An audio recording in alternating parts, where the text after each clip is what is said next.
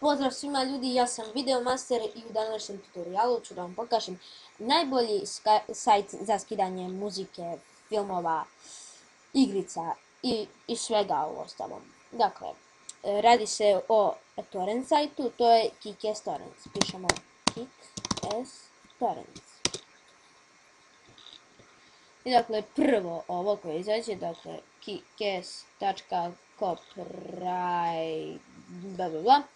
I to je, a daću vam inače link u deskripciji. Dakle, vidite, piše ovdje najbolji filmovi iz 2015. 7 sinova, Paddington, Sword of Tracers, Seven Son. Dakle, tu su pokazani najbolji filmovi ili najskoriji filmovi, ali kao što primećujete, mnogi imaju veliki kapacitet. Recimo, ovaj je gigabajt i 400 megabajta. To je stvarno puno. Ili ovaj 4 gigabajta, to je mnogo puno. Onda imamo TV Show Torrents. Dakle, ovo su kao neki TV show neki, ne znam. Onda ima muzik, to je muzika. Neki su čak i 900 megabajta, to je sigurno album. Ko zna? Game, evo vidite, The Secret Order 4 Beyond Time. I ovdje neki imaju Resident Evil Total Wars, koja je čak 14 gigabajta. Ovo je stvarno nečuveno. I koji se skidaju 18 sati, 20 sati, to je stvarno nemoguće. Aplikacije, anime,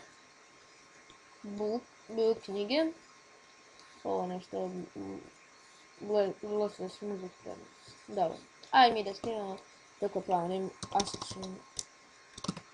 Kako se piše, sredi, ko zna. A vidimo ovako ima nešto. Assassin's Creed Jerusalem Fix. Dakle, ili ovo. To je film neki.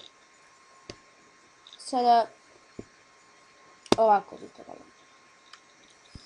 Izaberete šta ćete i idete na download torrent.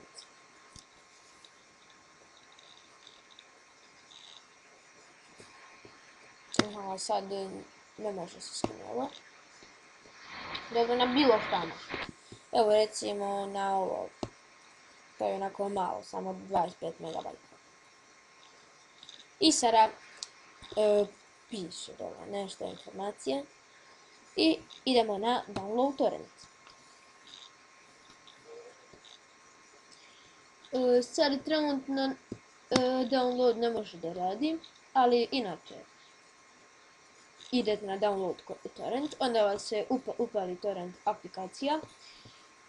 Samo izaberete mjesto gdje ćete da skinete i skidanje se uspješno odvija.